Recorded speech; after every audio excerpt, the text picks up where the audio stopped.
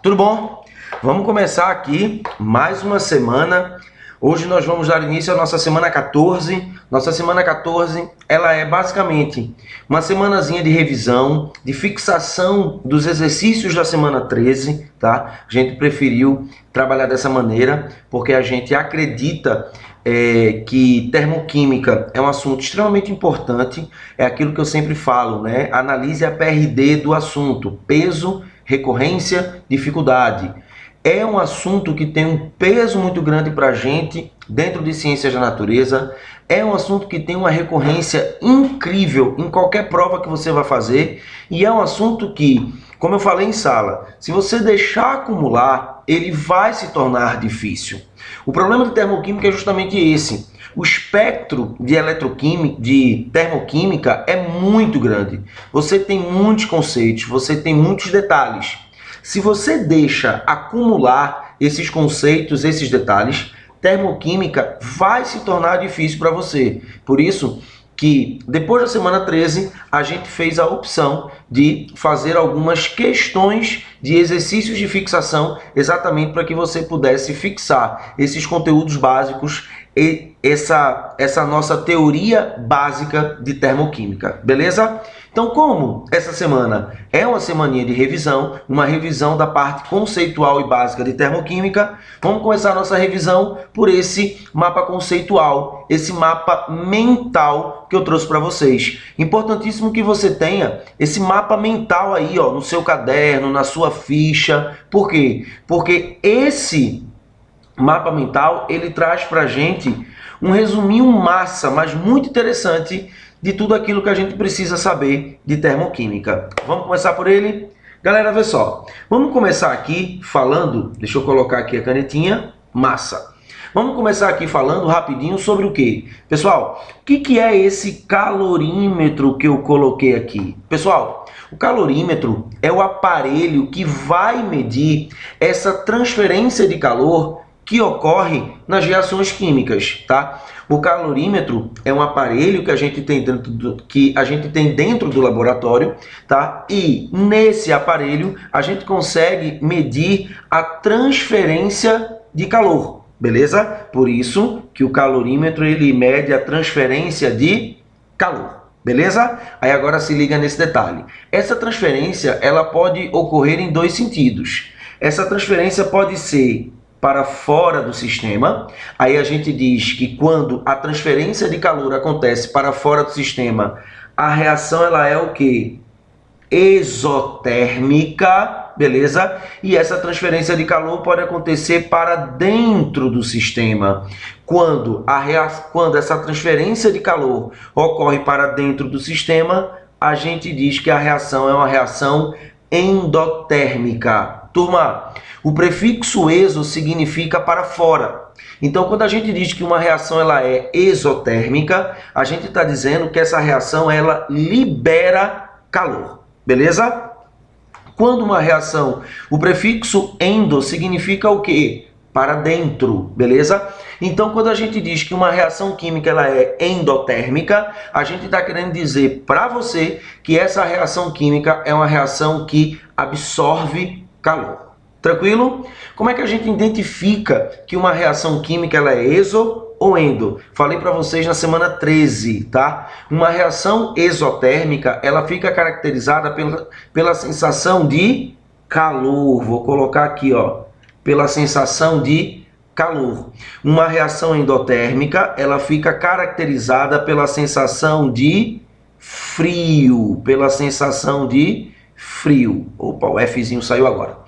Beleza?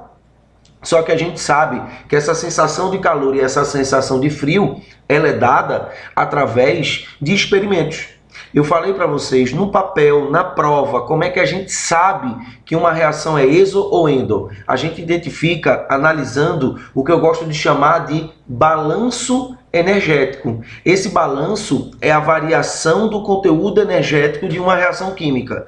Quando a variação do conteúdo energético de uma reação for negativo, a gente sabe que essa reação é uma reação exotérmica. Quando o balanço energético, quando, né, a variação do conteúdo energético de uma reação química for positivo, a gente sabe que essa reação química é uma reação endotérmica, beleza? Então isso aqui é um quadrinho resumo, é um mapa mental com um resuminho do básico, como eu gosto de dizer, que todo bom aluno precisa saber de termoquímica. Tranquilo? Beleza? O que a gente vai fazer agora? A gente vai para os exercícios, tá? Aí eu queria que você pegasse sua apostila, eu vou pegar a minha, espera só um pouquinho aqui, que eu vou pegar a minha. Espera aí, sai aí não. Vou pegar a minha aqui, rapidinho, que eu esqueci de pegar a minha apostila. Tu acredita nisso? Que eu esqueci de pegar a minha, mas você não vai esquecer de pegar a sua não. Pega a sua, vá. Pega a sua apostila, vou pegar aqui a página, viu? Você deve pensar, os professores da academia é tudo doido, né? É um pouquinho. Ó, vamos pegar aqui. Ó, qual é a página? Deixa eu ver. Opa, acho que eu passei. Pronto. Sabe qual é a página, galera? Vai para a página 113. 113. E vamos começar a nossa brincadeirinha agora, tá certo? Página 113, primeira questão. Vamos lá. Olha só. Em 12 de maio de 2017, o metrô de São Paulo trocou 240 metros de trilhos de uma de suas linhas, numa operação feita de madrugada, em apenas 3 horas. Na solda entre o trilho novo e o usado, empregou-se uma reação química denominada termita, que permite a obtenção de uma temperatura local de cerca de 2.000 graus Celsius. A reação utilizada foi entre o óxido de ferro e o alumínio metálico. De acordo com essas informações, uma possível equação termoquímica do processo utilizado seria, tá aí as alternativas, né? A gente tem, né, a equação termoquímica e a gente tem aqui, ó, os valores de ΔH. Tranquilo? Galera, vamos dar uma analisada no enunciado, que só analisando com cuidado, com atenção o enunciado, a gente consegue resolver essa questão facilmente. Pessoal, em 12 de maio de 2017, o metrô de São Paulo trocou 240 metros de trilhos de uma de suas linhas, numa operação feita de madrugada em apenas 3 horas. Pessoal, essa parte do enunciado não serve para nada. Eu gosto de dizer que essa parte do enunciado é a parte que é para encher linguiça, ou seja, não serve para nada, beleza? Aí agora, na solda entre o trilho novo e o usado, empregou-se uma reação química denominada termita, que permite a obtenção de uma temperatura local de cerca de 2.000 graus Celsius. Porque aqui ele disse para a gente, essa parte do texto ela é importante, e aqui você tem, tá, 2.000 graus Celsius. Pessoal, houve um aumento da temperatura. Então, como houve um aumento da temperatura, a gente pode dizer que essa reação ela é o quê? Exotérmica. Não se esquece isso.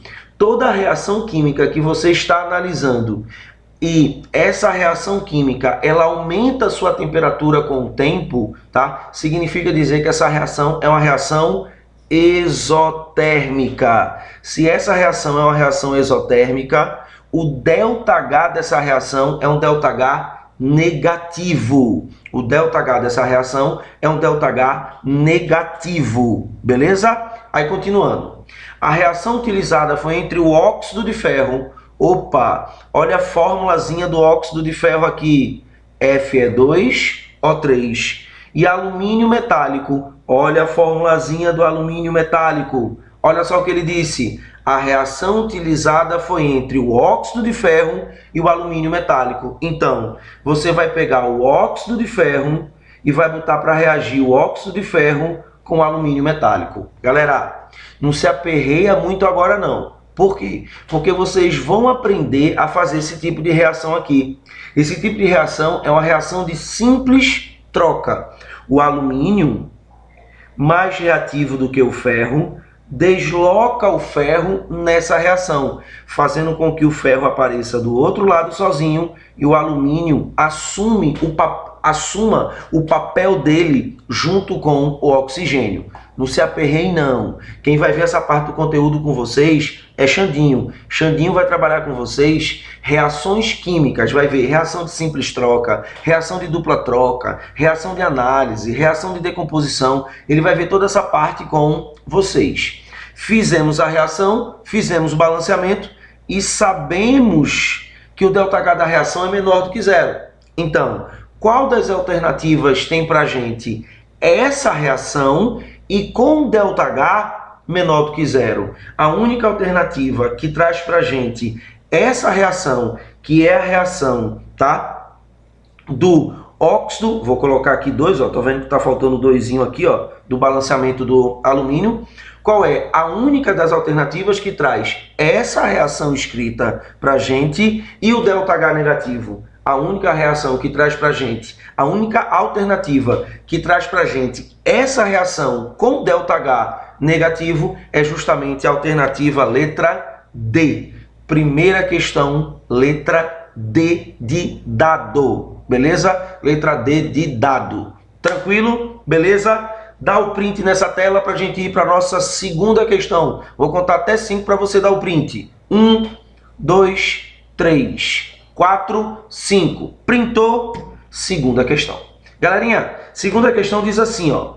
Observe o diagrama de energia de um processo químico. Galera, isso aqui é um gráfico que a gente chama de gráfico entálpico. Isso aqui é um gráfico que mostra, tá, o conteúdo energético dos reagentes, olha, e o conteúdo energético dos produtos.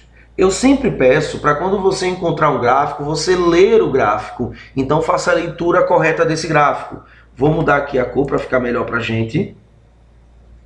Vou botar aqui cor, vou botar um verdinho, vou botar um roxinho, tá? Ó, faça a leitura do gráfico. Aqui você tem, no eixo Y, você tem a entalpia e no eixo X você tem o caminho da reação. Flávio, quando tu fala caminho da reação, tu tá falando o quê?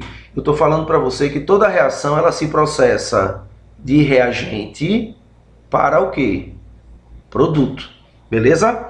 Aí repare, aqui você tem os reagentes e aqui você tem os produtos. A reação se processa do reagente para o produto. Então, observe que os reagentes eles tiveram que ganhar energia para chegar até os produtos. Você percebe, observando o gráfico e observando a nossa setinha aqui para cima, que essa reação é uma reação química o quê?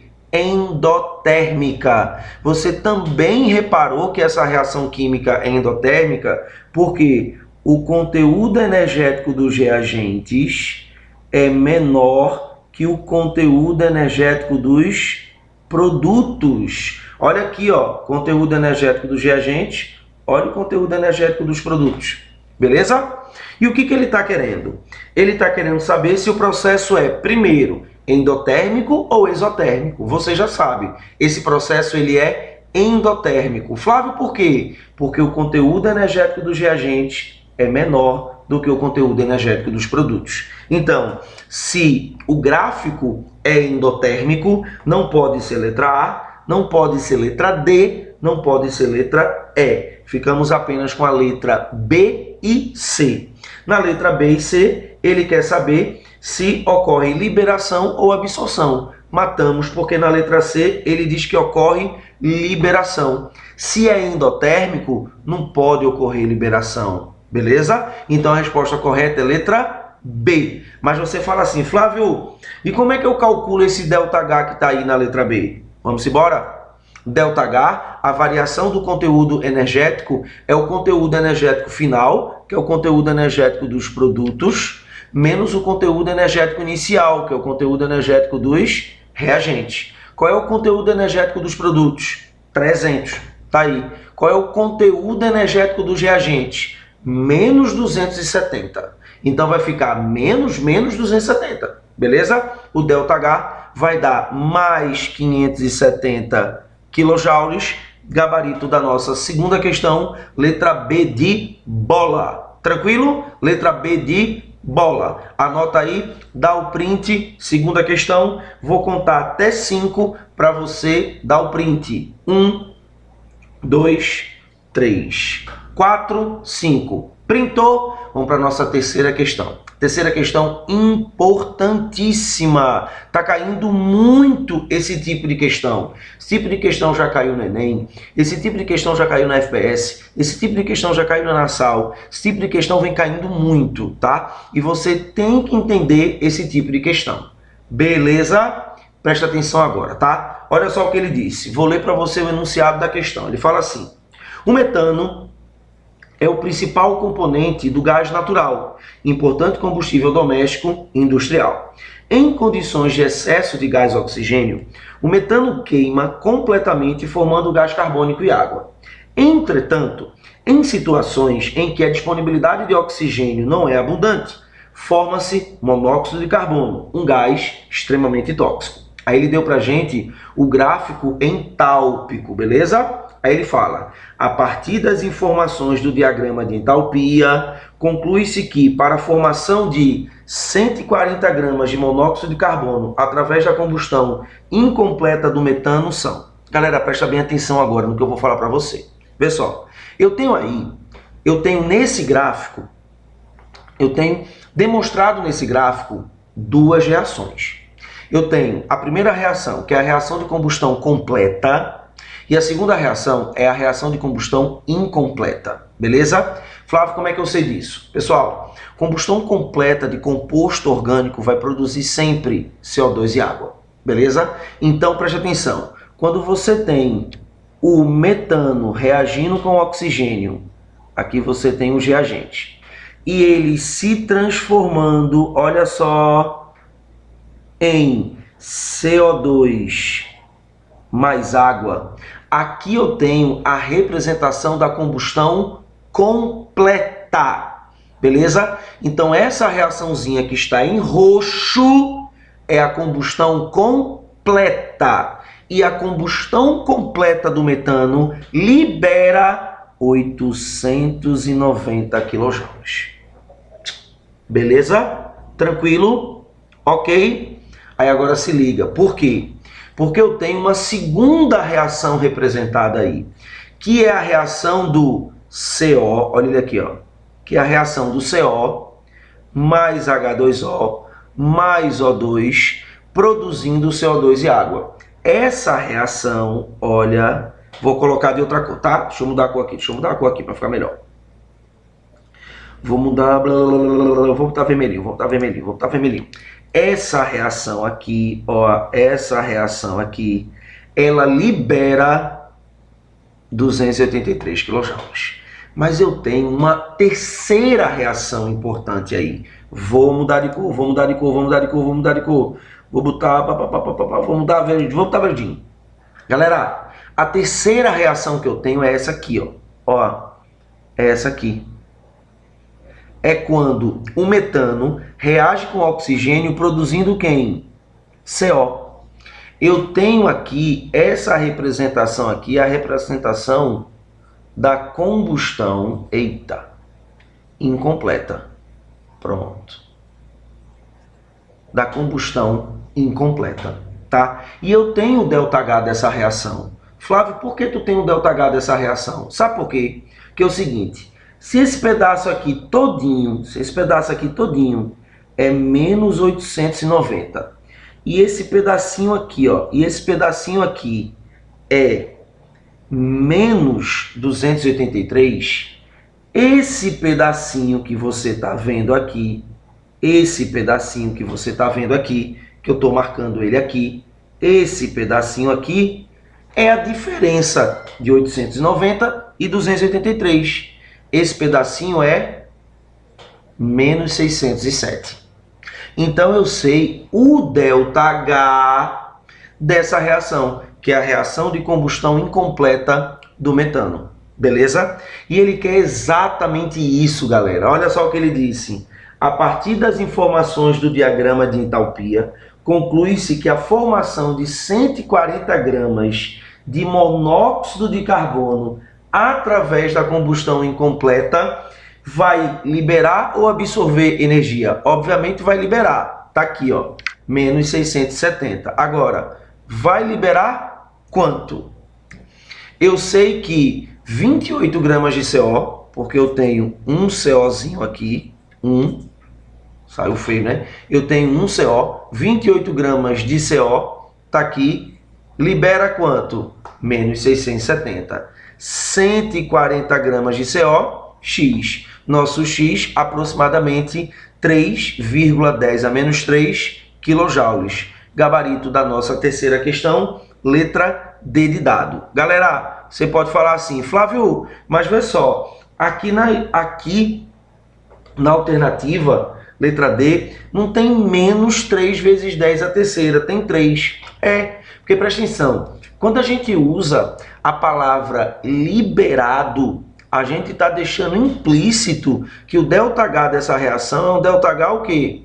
Negativo, tá? Então, quando a gente usa liberado, quando a gente usa a palavra liberado, a gente está deixando claro que o ΔH é negativo, porque a reação ela é uma reação o quê? Exotérmica. Tranquilo? Vamos fazer uma questãozinha parecida? Bora! Vamos fazer uma questãozinha parecida e é a questão 4. Essa questão 4 foi a questão do Enem, beleza? Essa questão 4 foi a questão do Enem, tá? Olha essa questão 4 aqui, vamos ler. Olha só. O aproveitamento de resíduos florestais vem se tornando cada dia mais atrativo, pois eles são uma fonte renovável de energia.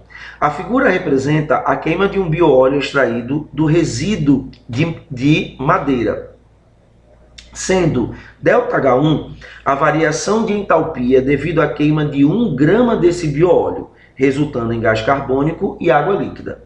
O ΔH2, a variação de entalpia envolvida na conversão de 1 grama de água no estado gasoso para água no estado líquido. Aí ele fala assim, a variação de entalpia em quilojoules para a queima de 5 gramas desse bioóleo, resultando em CO2 gasoso e H2O gasoso é... Pessoal, ele está querendo saber, tá, a quantidade de calor liberado pela queima, olha só, de 5 gramas desse bioóleo nessa transformação aqui. Beleza? Como é que eu acho o ΔH dessa transformação? Turma, se esse pedaço aqui todinho é menos 18 e esse pedacinho aqui é menos 204, esse pedaço aqui que eu vou botar de vermelho, vê, esse pedacinho aqui ó, que eu vou colocar de vermelho, cadê? Esse pedacinho que eu vou colocar de vermelho, ó, esse pedacinho que eu vou colocar de vermelho, que é esse aqui, ó, vai ser obviamente quanto? Menos 16,4. Beleza? Então o que a gente vai fazer? Olha só, 1 grama de bioóleo produz quanto? Menos 16,4. 5 gramas de bioóleo, X. Nosso X vai ser exatamente menos 82 kJ, o que? Liberados. Beleza? Veja que a questão do Enem foi bem parecida com a questão 3. Tá? Como eu falei para vocês, esse tipo de questão vem aparecendo demais, gente. Mas demais mesmo, tá? A gente tem que estar bastante atento. Na nossa ficha, na nossa apostila, eu coloquei um monte de questão assim, exatamente para que você pudesse, tá, observar bem direitinho essa variaçãozinha que a gente tem aí. Beleza? Tranquilo? Dá o print na tela e vamos fazer nossa questão 5, beleza? Questãozinha 5 tem assim, deixa eu virar aqui a folha. Olha só. Atualmente, a indústria automobilística busca o desenvolvimento de motores que utilizam combustíveis alternativos. Dentre estes, o hidrogênio é considerado o combustível que não causa poluição. O gráfico abaixo, coloquei o gráficozinho aqui, ó, tá? Representa a combustão do gás hidrogênio. Beleza? Turma, ele já deu algumas informações importantes, né? Primeira, combustão, reação química o quê? Exotérmica. Beleza? Tranquilo? Então aqui tu tem os reagentes e aqui tu tem os produtos, ok? Aí ele diz assim, ó, vê só, analise quanto à veracidade ou à falsidade as proposições abaixo com base na reação química de combustão do gás hidrogênio. Aí ele fala assim, Ocorre liberação de calor, ou seja, o processo é exotérmico. Verdadeiríssimo. Ocorre absorção de calor, ou seja, o processo é endotérmico. Falso. Não ocorre absorção e o processo nem é endotérmico. Os reagentes ganham calor ao se converter em água. Falso. Os reagentes, eles o quê? Perdem calor. Tranquilo? E ele fala, o calor envolvido na formação de 180 gramas de água é 2.416. Verdadeiro. Flávio, por que isso é verdadeiro? Veja que a equação está me dizendo que 1 mol de água libera quanto? 241,6. 18 gramas de água libera isso. 180 vai ser exatamente 10 vezes mais. 2.416. Beleza? Tranquilo? Para a gente fechar uma questãozinha relativamente fácil. Legal? Galera, acabamos a nossa semana 15, tá? Chegamos no meio do nosso curso. Estou extremamente feliz, extremamente contente, empolgado com o avanço de vocês. É muito gratificante para um professor ver o crescimento, o esforço de vocês, tá? O que vocês estão fazendo, o que vocês fazem todo dia é algo assim incrível, é algo literalmente de bater palmas, ficar de boca aberta por toda essa dedicação, todo esse esforço, toda essa resiliência que vocês mostram todos os dias, tá? Fico muito feliz em poder ser professor de vocês, fico muito feliz em poder fazer parte dessa caminhada, tá? Parte dessa jornada tão linda que vocês estão construindo, beleza? Tranquilo? Galerinha, um forte abraço, um beijão no coração, tchau!